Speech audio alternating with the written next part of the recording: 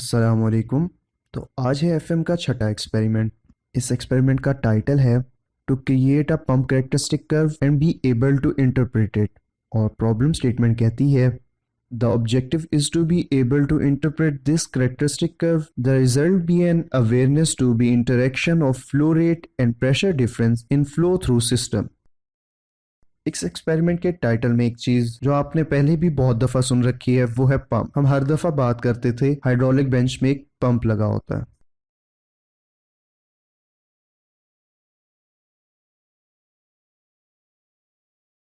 तो शुरू करते हैं, पंप होता क्या है इसे। A device that move fluids by mechanical action is called pump. Pump की बहुत सी टाइप्स होती हैं, पर उनकी दो मेजर फैमिलीज डायनेमिक पंप और पॉजिटिव डिस्प्लेसमेंट पंप्स हैं, जो फर्दर सब कैटेगरीज में डिवाइड होते हैं।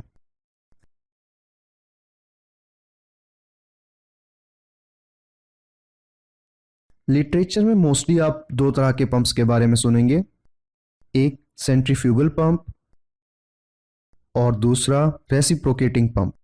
रेसिप्रोकेटिंग पंप का एक्शन तो बिल्कुल ही इंजन जैसा होता है।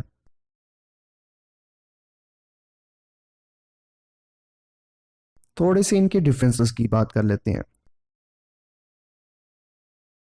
सेंट्रीफ्यूगल पंप का ताल्लुक है डायनामिक पंप्स की फैमिली से और रेसिप्रोकेटिंग पंप का ताल्लुक है पॉजिटिव डिस्प्लेसमेंट पंप से। सेंट्रीफ्यूगल पंप्स लो हेड प्रोड्यूस करते हैं, जबकि reciprocating pump high head produce करते हैं। और डिस्चार्ज के मामले में सेंट्रीफ्यूगल पंप आगे निकल गया, रेसिप्रोकेटिंग पंप कम वॉल्यूम फ्लो रेट देते हैं। सेंट्रीफ्यूगल पंप्स की सप्लाई कॉन्टीन्यूस रहती है और रेसिप्रोकेटिंग पंप की सप्लाई डिसकॉन्टीन्यूस होती है।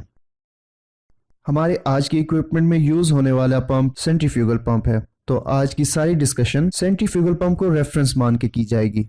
सेंट्रीफ्यूगल पंप की डेफिनेशन कहती है the pump which raises water और a liquid from lower level to a higher level by the action of centrifugal force. दिखने में ये कुछ ऐसा होता है। इसके बाहर के कवर को केसिंग कहा जाता है और ये वोल्यूट इसकी शेप की वजह से इसे कहा जा रहा है। इस केसिंग के अंदर एक इम्पेलर होता है। ये एक डिस्क होती है जिस पर ब्लेड या वेन लगे होते हैं। ये इम्पेलर एक शाफ्ट की मदद से घुमाया जाता है और ये शाफ्ट जुड़ी होती है एक मोटर से which is responsible for the rotation of this impeller. यहाँ लिखा है इनलेट स्लैश सेक्शन। इस जगह एक पाइप होता है जो कि सम्प से पानी को सक करता है, तो इस स्पेसिफिक जगह को आई बोला जाता है और इस जगह से फ्लूइड बाहर की तरफ निकाल दिया जाता है।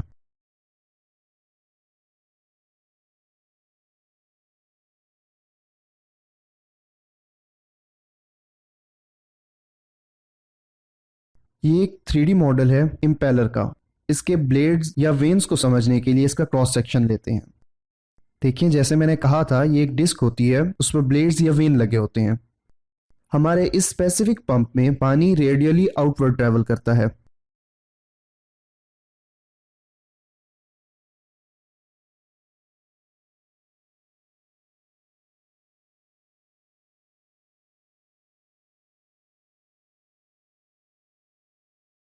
ये है इम्पेलर्स के वेन की 2D डायग्राम।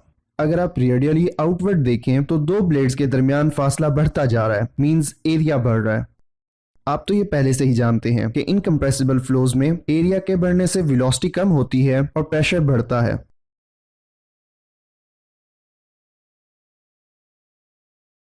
ये इम्पेलर कुछ इस तरह घूमता है। इसके सेंटर से पानी सक किया जाता है और रेडियली आउटवर्ड फेंका जाता है।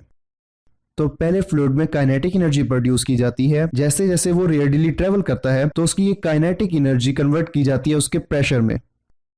ये कैड मॉडल है सेंट्रीफ्यूगल पंप की फुल असेंबली का, जिसमें उसकी केसिंग और इम्पेलर दिखाए गए हैं।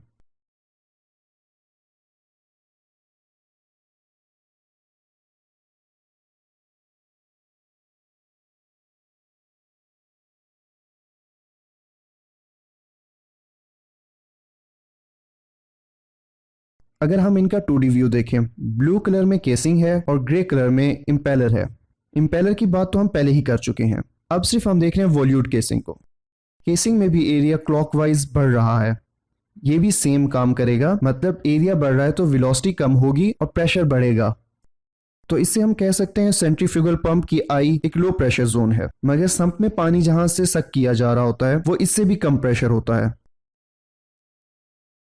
पंप्स और टरबाइन के रिलेटेड एक बहुत ही इंपॉर्टेंट टर्म है और ये टर्म है कैविटेशन। इससे पहले कि हम कैविटेशन की डेफिनेशन पढ़ें, चले हम इसकी बेस नॉलेज रिवाइज कर लेते हैं। आप लोग मरी तो गए होगे, और मरी गए हो और चाय ना पी हो, ये हो ही नहीं सकता। पर मरी में जो चाय आपने पी थी उसका पानी बॉयल हुआ था 98 डिग्री सेंटीग्रेड पर।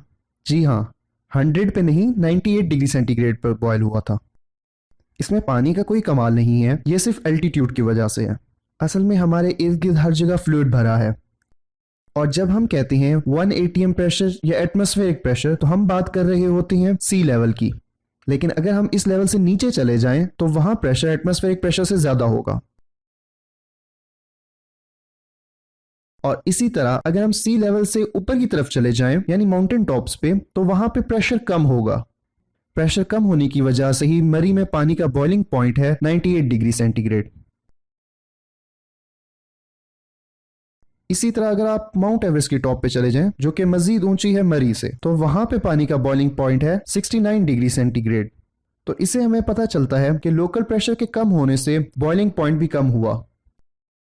ये तो आपको पता ही होगा, इवेपोरेशन हर टेम्परेचर पे होती रहती है। अगर हम एक बीकर में कुछ पानी लेकर रख दें तो उसमें इवेपोरेशन शुरू हो जाएगी।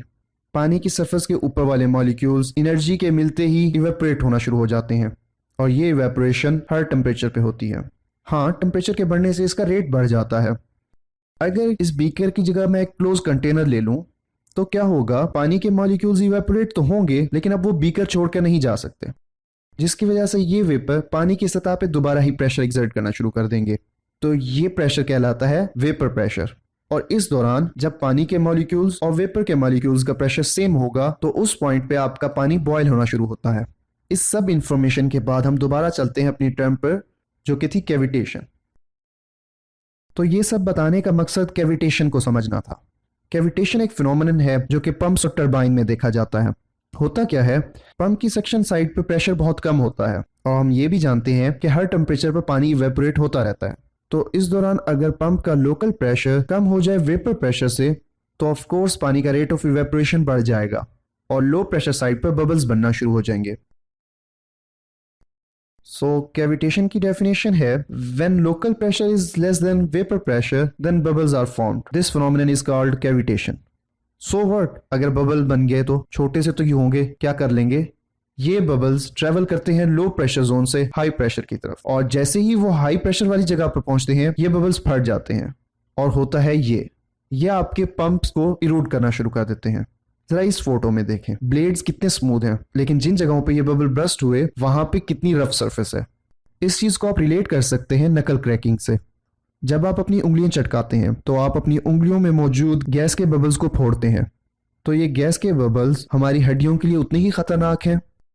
डॉक्टर्स की इसके बारे में मुख्तलिफ आरा हैं। कुछ कहते हैं कि ये उतना ही डेंजरस है, पर कुछ डॉक्टर इस बात से इत्तफाक नहीं करते। और अब आता है हमारे आज के एक्सपेरिमेंट का सबसे important topic, pump curve. Pump curve pump की परफॉर्मेंस कर्व होती है, जिसे कैरेक्टरिस्टिक कर्व भी कहा जाता है।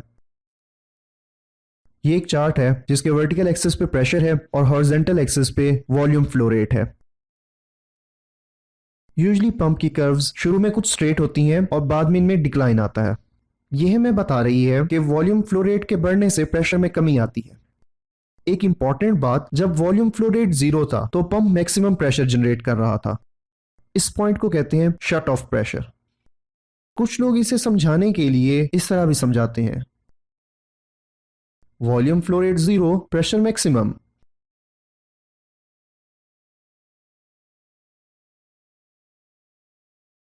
उसके बाद आती है एक और कर्व, यह है एफिशिएंसी कर्व।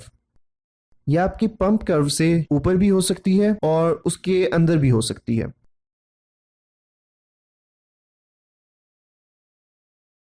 इसकी शेप एक डोम की तरह होती है। ऑब्वियसली डोम का एक हाईएस्ट पॉइंट भी होगा, तो ये एक ऑप्टिमम पॉइंट है जहां पे पंप की एफिशिएंसी मैक्सिमम होगी। अगर यही पॉइंट मैं लोकेट करूं अपनी पंप की कर्व पर, तो उस पॉइंट को कहा जाता है बीईपी, बेस्ट एफिशिएंसी पॉइंट। अब आती है एक तीसरी कर्व जो कि है system curve. Basically system curve बताती है अगर हम फ्लो कराएं एक फ्लूइड का सिस्टम में तो उसकी एनर्जी में लॉसेस कैसे आएंगे। देखिए, जब फ्लो रेट कम था तो प्रेशर भी कम था, जब फ्लो रेट ज्यादा किया तो प्रेशर हेड भी बढ़ने लगा। इसे हम समझने के लिए कहते हैं अगर लेमिनार फ्लो होगा तो वॉल्यूम फ्लो रेट कम होगा, तो इट मींस सिस्टम में एनर्जी लॉसेस ज्यादा होंगे। लेकिन अगर हम उस फ्लो को टर्बुलेंट कर दें, मींस उसकी वेलोसिटी बढ़ा दें, तो फ्लो में लॉसेस कम हो जाएंगे। और जिस पॉइंट पर ये सिस्टम कर्व इंटरसेक्ट करती है पंप कर्व को, उस पॉइंट को कहा जाता है ऑपरेशन पॉइंट और ड्यूटी पॉइंट। ड्यूटी पॉइंट दरअसल वो पॉइंट है जो प्रिडिक्ट कर रहा है कि आपका ये स्पेसिफिक पंप इस स्पेसिफिक सिस्टम में कितना हेड और कितना वॉल्यूम फ्लो रेट प्रोड्यूस करेगा। अगर मैं चाहूं कि मुझे ये वाला पॉइंट मिले, तो या तो मुझे सिस्टम चेंज करना पड़ेगा या मुझे पंप चेंज करना पड़ेगा। तो हमारे पास तीन कर्व्स हैं, जिनमें से लाल वाली पंप कर्व है, ब्लू वाली सिस्टम कर्व है और ब्लैक वाली एफिशिएंसी कर्व है। और उनके रिस्पेक्टिव हमने 3 पॉइंट्स भी पढ़े। इन रियल वर्ल्ड मैन्युफैक्चरर आपको पंप कर्व लाजमी देता है, जिसमें प्रेशर के यूनिट्स आपको मिलेंगे फीट में या मीटर में, मतलब प्रेशर हेड मिलेगा। ऐसा क्यों? हमें तो पंप से प्रेशर जनरेट करना है, तो मैन्युफैक्चरर हमें हेड क्यों बता रहा है? क्योंकि मैन्युफैक्चरर को यह नहीं पता कि आप इस पंप में कौन सा फ्लूइड यूज करने लगे हैं। हो सकता है आपका फ्लूइड दूध हो, या हो सकता है पानी हो। मैन्युफैक्चरर आपको सिर्फ ये बताता है कि उसका बनाया हुआ पंप आपके फ्लूइड को कितनी हाइट तक ले जाएगा, पर वो डिस्चार्ज का प्रेशर प्रिडिक्ट नहीं कर सकता, क्योंकि ये डिपेंडेंट है आपके फ्लूइड पे। अगर हम कंपेयर करें दूध को और पानी को, तो पानी की स्पेसिफिक ग्रेविटी है 1 और दूध की स्पेसिफिक ग्रेविटी है 1.035। दूध की स्पेसिफिक ग्रेविटी ज्यादा होने की वजह से सेम पंप से निकलने पर दूध का प्रेशर पानी की निस्बत ज्यादा होगा। तो ये है वजह कि मैन्युफैक्चरर आपको फीट या मीटर्स की सूरत में क्यों बताता है। जब आप कोई भी पंप खरीदने जाते हैं, तो मैन्युफैक्चरर आपको ये कर्व प्रोवाइड करता है, जिससे आप अंदाजा लगा सकते हैं कि आपको किस वॉल्यूम फ्लो रेट पे कितना प्रेशर हेड मिलेगा, irrespective of the system curve. अगर मुझे 15 यूनिट वॉल्यूम फ्लो रेट चाहिए, तो इस कर्व के अगेंस्ट मुझे एक्स प्रेशर हेड मिलेगा। व्हाट इफ कि मेरी रिक्वायरमेंट वाई प्रेशर हेड हो, तो सिंपल केस में ये मुमकिन नहीं है। लेकिन उसके लिए हम यूज करते हैं VFD, वेरिएबल फ्रीक्वेंसी ड्राइव। ये मोटर्स होती हैं जो कि अपने आरपीएम चेंज कर सकती हैं, जो हमें इस काबिल बनाती हैं कि under the area of given pump curve हम हर पॉइंट अचीव कर सकते हैं। अब अगर मुझे ये पॉइंट भी चाहिए होगा, तो इस स्पेसिफिकली गिवन कर्व वाले पंप से मैं ये भी अचीव कर सकता हूं। पर ऑब्वियसली ये एक एफिशिएंट वे नहीं है कि इतने कम प्रेशर हेड और वॉल्यूम फ्लो रेट के लिए मैं इतना बड़ा पंप लगाऊं। अब आपको नजर आ रही है 3 कैरेक्टरिस्टिक कर्व। ये पंप कैरेक्टरिस्टिक कर्व हैं जो कि मैन्युफैक्चरर ने दी हैं उसके 3 डिफरेंट पंप मॉडल्स के लिए। इस सब के बाद आता है आपके लिए सवाल, और आपसे सवाल है कि पंप और कंप्रेसर में क्या फर्क है।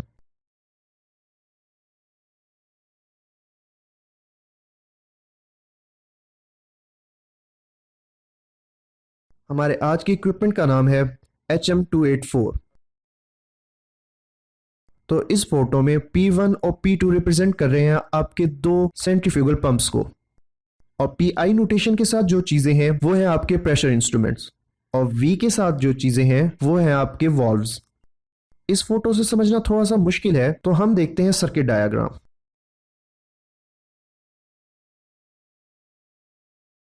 अब आप कंपेयर कर सकते हैं, तो ये है इस सिस्टम की टोटल सर्किट डायग्राम। इसमें से जो लाइटेड पाथ है वो आज के एक्सपेरिमेंट के लिए है, और ये कॉन्फ़िगरेशन कहलाती है स्टैंड अलोन कॉन्फ़िगरेशन। पानी टैंक से आता है और ऑब्वियसली उसका प्रेशर कम होता है और वो पंप से गुजरता है, जिससे उसका प्रेशर बढ़ जाता है, और सिस्टम से गुजरते हुए वो दोबारा इस टैंक में चला जाता है। ड्यूरिंग इट्स कोर्स वो डिफरेंट इंस्ट्रूमेंट से गुजरता है, जिससे हम उसका प्रेशर और दूसरी चीजें मेजर कर लेते हैं। और ये सब डाटा आपको मिलेगा कंपनी की तरफ से प्रोवाइड किए हुए डाटा एक्विजिशन सिस्टम पे।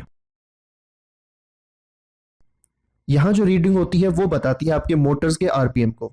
इट मींस ये VFD है, वेरिएबल फ्रीक्वेंसी ड्राइव। उससे ऊपर दिखाई जा रही है आपको इलेक्ट्रिक पावर, और उससे ऊपर आपको हाइड्रोलिक पावर मिल रही है। यूनिट्स का खास ख्याल रखना। P1, P2, P3 प्रेशर्स हैं 3, जिनकी वैल्यूज होंगी बार में।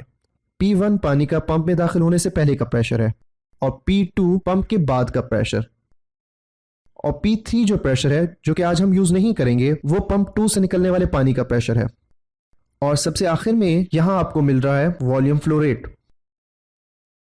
इस एक्सपेरिमेंट में मोस्टली चीजें आपको डाटा एक्विजिशन सिस्टम से मिल जाएंगी।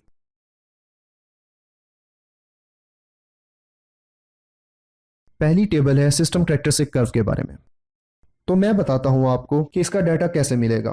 हम पंप को मैक्सिमम आरपीएम पे चलाएंगे जो कि है 3000, और वॉल्यूम 3 जो कि ये वाला है इसे फुली ओपन रखेंगे, तो हमारे पास डिफरेंट पैरामीटर्स की रीडिंग्स आ जाएंगी। फिर हम आरपीएम्स को कर देंगे कम, तो हम लाए 2500 पर, लेकिन याद है कि वॉल्व 3 फुली ओपन है, तो इस रीडिंग के लिए हम आरपीएम मजीद कम करेंगे और इसी तरह आगे हम आरपीएम कम करते जाएंगे तो हमारे पास डिफरेंट वैल्यूज आएंगी। ये वैल्यूज है आपकी सिस्टम कैरेक्टरिस्टिक कर्व के लिए। डेल्टा पी मिलेगा आपको प्रेशर डिफरेंस से, हाइड्रोलिक पावर आपको मिलेगी प्रेशर डिफरेंस और वॉल्यूम फ्लो रेट के प्रोडक्ट से। इसके बाद एक और टेबल भी है जो कि है पंप कैरेक्टरिस्टिक कर्व के लिए। अब के केस में हम पंप के आरपीएम को नहीं छेड़ेंगे बल्कि वॉल्व 3 को फुली ओपन से आहिस्ता आहिस्ता फुली क्लोज कर देंगे। तो पहले हमने आरपीएम रखे 3000 जो कि कांस्टेंट रहेंगे और वॉल्व फुली ओपन था, तो हमारे पास पहली रीडिंग आ गई। दूसरी रीडिंग में हमने वॉल्व कुछ बंद किया तो हमारे पास दूसरी रीडिंग। तो इसी तरह ग्रेजुअली हम वॉल्व बंद करते जाएंगे और रीडिंग्स लेते जाएंगे। इस टेबल में एक बात का ध्यान रखना, ये मिली बार नहीं है, ये बार है। आपकी हाइड्रोलिक पावर आएगी प्रेशर डिफरेंस और वॉल्यूम फ्लो रेट के प्रोडक्ट से, और एफिशिएंसी का फॉर्मूला है hydraulic power divided by electric power multiply by 100।